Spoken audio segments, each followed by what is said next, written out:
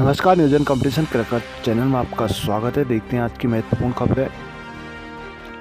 स्वतंत्र भारत में समान नागरिकता संहिता लागू करने वाला देश का पहला राज्य बना उत्तराखंड। उत्तरकाशी में आग से 13 घर जले। प्रदेश में सहकारी चुनाव 24-25 फरवरी को। हरिद्वार में फायरिंग विवाद को लेकर चैंपियन को जेल, उमेश को मिली बेल। शिमला हिमाचल पुलिस के आईजी जयदीप समेत 8 को उम्र कैद। पौड़ी में छात्रा से छेड़छाड़ पर 2 शिक्षकों पर मुकदमा। देहरादून प्रधानमंत्री आज करेंगे 38वें राष्ट्रीय खेलों का आगाज।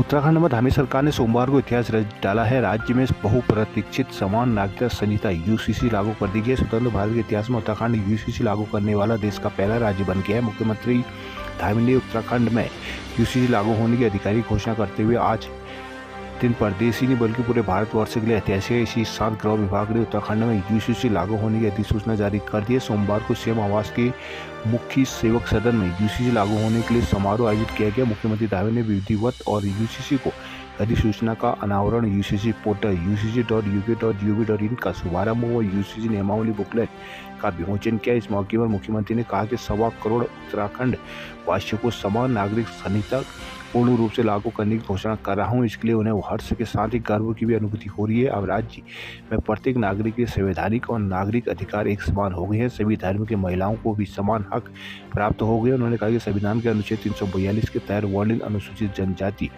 को इसके दायरे से बाहर रखा गया है, इससे उनके रीति रिवाजों को संरक्षण भी हो सकेगा। सीएम ने कहा कि वर्तमान समय को देखते हुए लिव इन की पंजीकरण अनिवार्य किया गया है। युगल की सूचना रजिस्ट्रार माता पिता या अभिभावक को देगा। ये जानकारी पूरी तरह गोपनीय रहेगी। लिव इन से पैदा बच्चे को भी समान अधिकार दिए जाएंगे। मुख्यमंत्री ने कहा कि यूसीसी को लागू करने के लिए सरलीकरण के मूल मंत्र पर भी चलते हुए ऑनलाइन पंजीकरण की व्यवस्था की गई है। साथ ही स्पष्ट नियमावली भी लागू कर दी गई है। पूरा ध्यान रखा गया है इसके लिए किसी भी नागरिक को किसी भी दिक्कत का सामना न करना पड़े। उत्तरकाशी के मोरी ब्लॉक के सावणी गांव में रविवार को रात एक घर में आग लगने से उसमें रहने वाली बुजुर्ग महिला की मौत हो गई। आग ने 12 और भवनों को भी चपेट में ले लिया। आग पर कड़ी मशक्कत के बाद काबू पाया जा सका। घटना से प्रभावित 25 परिवार को जिला प्रशासन ने स्कूलों में शिफ्ट कराया है। जिला आपदा कंट्रोल रूम के अनुसार रविवार देर शाम 10:40 पर सावणी गांव में किताब सिंह के घर में आग लग गई थी। इस दौरान 75 वर्षीय ब्रह्मा देवी घर में फंस गई। उन्हें बचाने के प्रयास किए पर आग इतनी तेजी से भड़की कि हर कोशिश नाकाम ही रही। सूचना पर फायर ब्रिगेड, पुलिस व एसआरडीएफ ने मौके पर पहुंच ग्रामीणों की मदद से आग बुझाई। तब तक 13 भवन खाक हो चुके थे। आग बुझने के बाद ब्रह्मा देवी का जला शव बरामद हुआ है। बताया जा रहा है कि घर में जल रही दीपक की लौ से आग लगी थी। हरिद्वार के रुड़की में फायरिंग विवाद को लेकर पूर्व विधायक कुंवर प्रणव सिंह चैंपियन को सोमवार को सीजीएम कोर्ट में पेश किया गया। कोर्ट ने चैंपियन को 14 दिन की न्यायिक हिरासत में भेज दिया है। उधर पद के दुरुपयोग को जानबूझकर अपमान करने के आरोप में दर्ज मुकदमे में विधायक उमेश कुमार को कोर्ट में पेशी हुई। कोर्ट में अगुवाई के बाद उन्हें जमानत दे दी गई। चैंपियन के परिवार के 9 सदस्य के 3 लाइसेंस निलंबित कर दिए गए। रुड़की में खानपुर विधायक उमेश कुमार के दफ्तर पर फायरिंग और समर्थकों से मारपीट के मामले में पुलिस ने पूर्व विधायक कुंवर प्रणव सिंह चैंपियन को रविवार को दून से गिरफ्तार किया। रात भर रानीपुर कोतवाली में रखने के बाद सोमवार सुबह चैंपियन को कड़ी सुरक्षा में सीजीएम कोर्ट में पेश किया गया। सीजीएम अभिनव श्रीवास्तव की कोर्ट ने सुनवाई के बाद प्रणव सिंह को 14 दिन की न्यायिक हिरासत में रोशनाबाद जेल भेज दिया गया है। उधर करीब आधा घंटे बाद खानपुर विधायक उमेश कुमार को सीजीएम कोर्ट में भी पेश किया गया। सुनवाई के बाद कोर्ट ने उमेश कुमार को बेल दे दी। प्रणव कुंवर के वकीलों ने मीडिया से कहा कि कुंवर प्रणव सिंह निर्दोष है। उनकी जमानत के लिए जल्द अर्जी डाली जाएगी। सोमवार को कोर्ट में अधिवक्ताओं कुंवर प्रणव सिंह समर्थकों की खासी भीड़ रही है।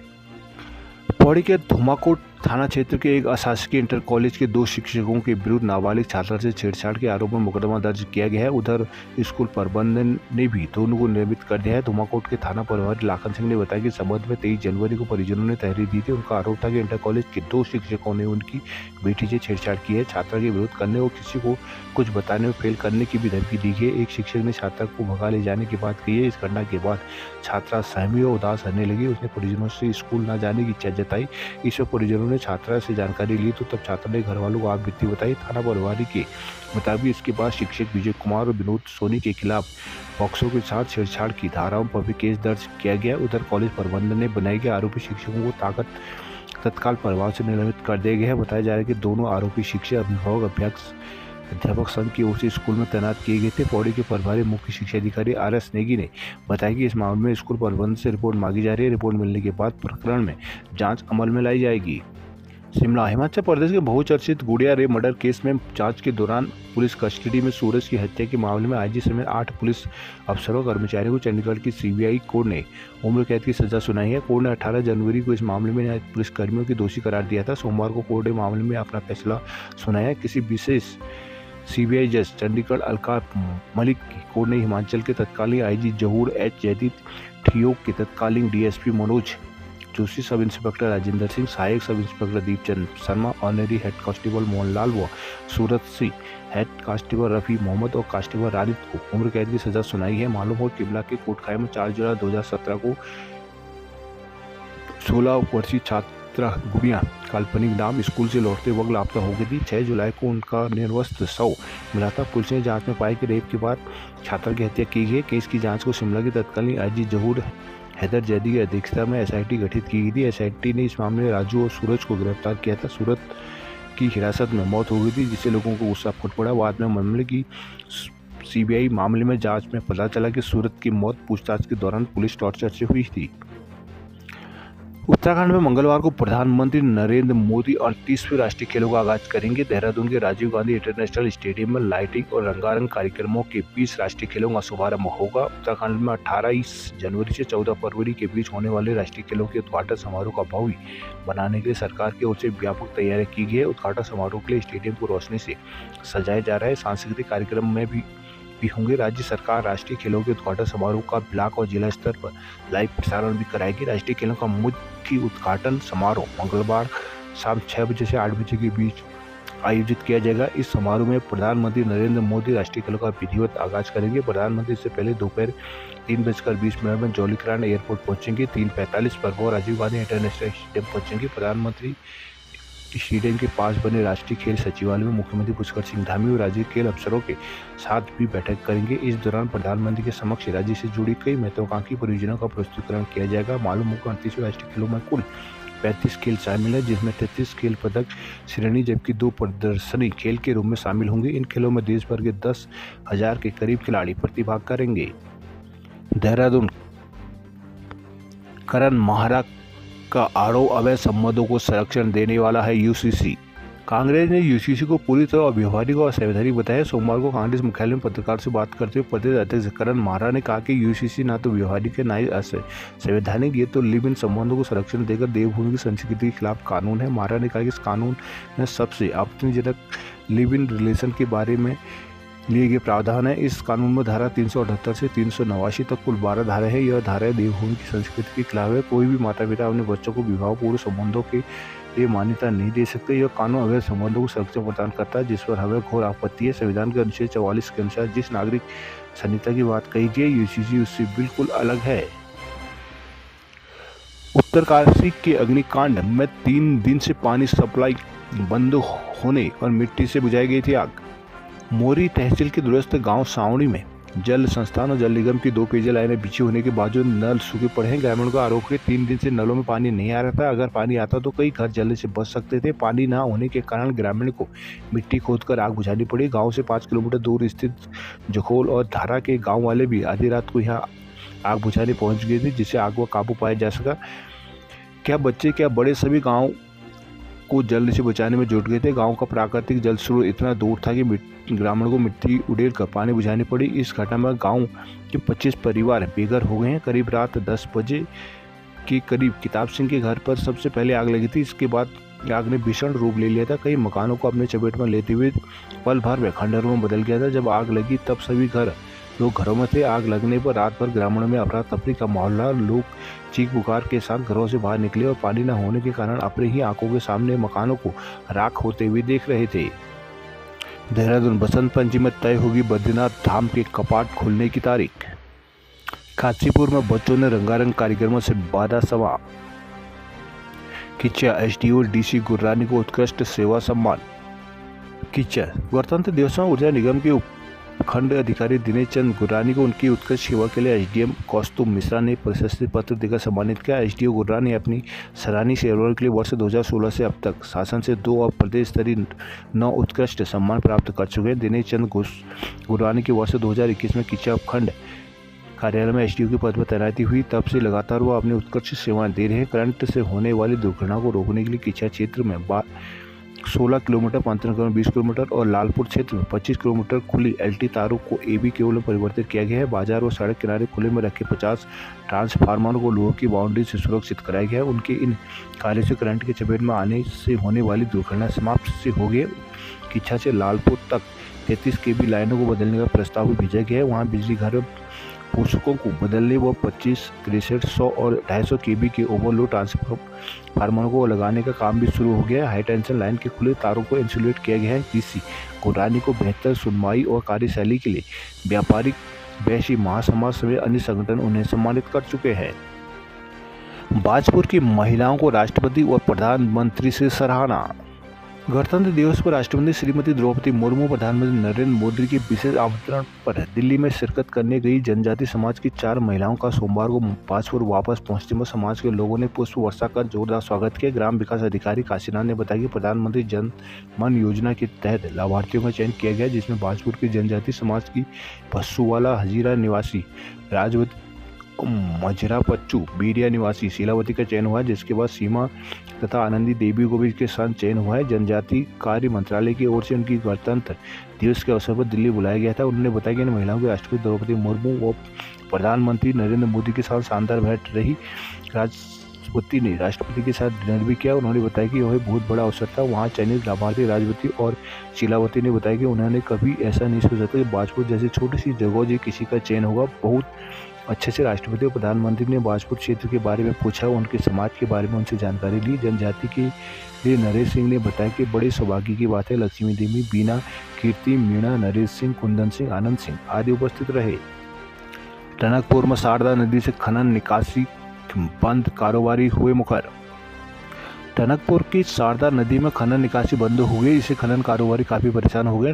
परेशान खनन कारोबारियों ने वन कार्यालय में 2 घंटे तक प्रदर्शन किया।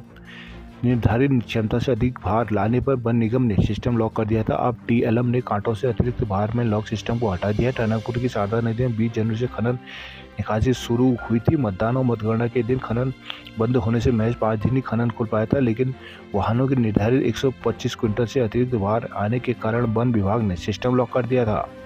अल्मोड़ा जागेश्वर धाम में पूजा स्थल में नारियल और परमल प्रसाद पर लगा प्रतिबंध।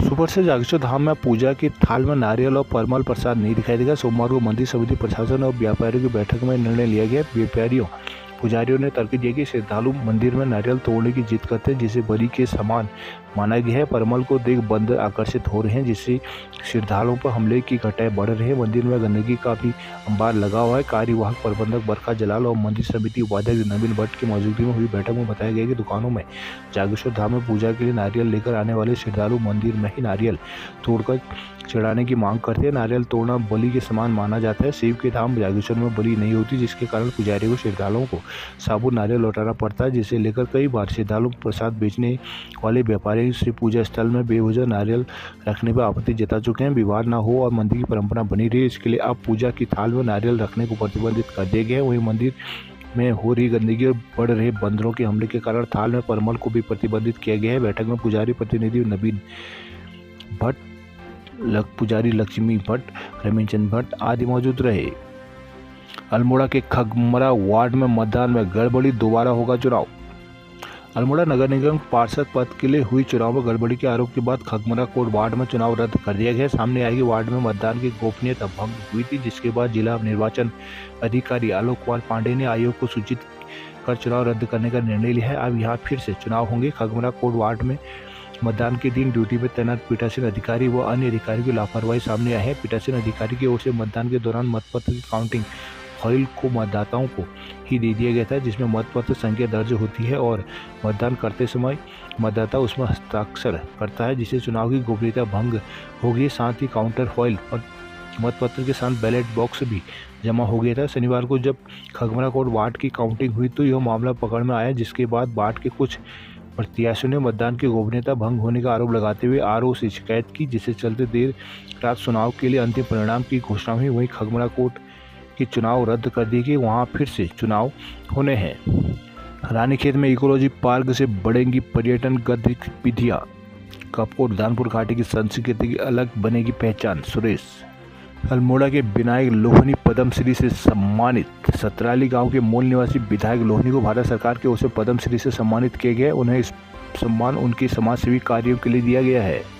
अल्मोड़ा द्वारा अल्मोड़ा के अनिल और अतुल को मिला राष्ट्रपति सम्मान। जिले के निवासी भारतीय तटरक्षक से अपर महानिदेशक अनिल कुमार हरबोला और डीआईजी अतुल जोशी को गणतंत्र दिवस पर राष्ट्रपति सम्मान पुरस्कार से सम्मानित किया गया। अधिकारियों को इस उपलब्धि पर लोगों ने खुशियां जताई है। बागेश्वर में धूमधाम से मनाया गया गणतंत्र दिवस। चंपावत में धूमधाम से मनाया गया गणतंत्र दिवस। नैनीताल दुग्ध संघ की बैठक अब होगी जेल में। नैनीताल दुग्ध संघ की बोर्ड बैठक इस बार जेल में हुई। इसका कारण दुग्ध अध्यक्ष के मुकेश बोरा का जेल में बंद होना है। बोर्ड बैठक के लिए दुग्ध संघ अध्यक्ष ने कोर्ट से अनुमति मांगी है। पुलिस की आज्ञा के आधार पर पॉक्सो कोर्ट में सुरक्षा मानकों को रखते हुए आगामी 5 फरवरी को हल्द्वानी उप कारागार में ही सशर्त बैठक आयोजित करने के आदेश जारी किए गए। ऐसा पहली बार हुआ कि जब कोई बैठक जेल के अंदर भारी पुलिस फोर्स की तैनाती में आयोजित होगी। नैनीताल दुग्ध संघ के अध्यक्ष मुकेश बोरा दुग्ध संघ में काम करने वाली एक महिला उसकी बेटी से छेड़छाड़ के आरोप में 4 महीने से जेल में बंद है। बोरा पर पॉक्सो समेत 376 जैसी संगीन धाराओं में मुकदमा दर्ज है। मुकदमा दर्ज होने के 1 महीने बाद बोरा फरार रहा, लेकिन 25 सितंबर 2024 को उसे रामपुर यूपी से गिरफ्तार कर लिया गया। तब से मुकेश बोरा सलाखों के पीछे हैं। पुलिस ने बोरा के नाम के संपत्ति को पहले ही कुर्क कर दिया है। 20 जनवरी को मुकेश बोरा ने हल्द्वानी उप कारागार अधीक्षक के माध्यम से अपर जिला न्यायाधीश पॉक्सो को पत्र लिखकर नैनीताल दुग्ध उत्पादक सहकारी संघ लिमिटेड टालकुआ की प्रबंध समिति की बैठक और एजेंडा तय करने के लिए अनुमति मांगी थी।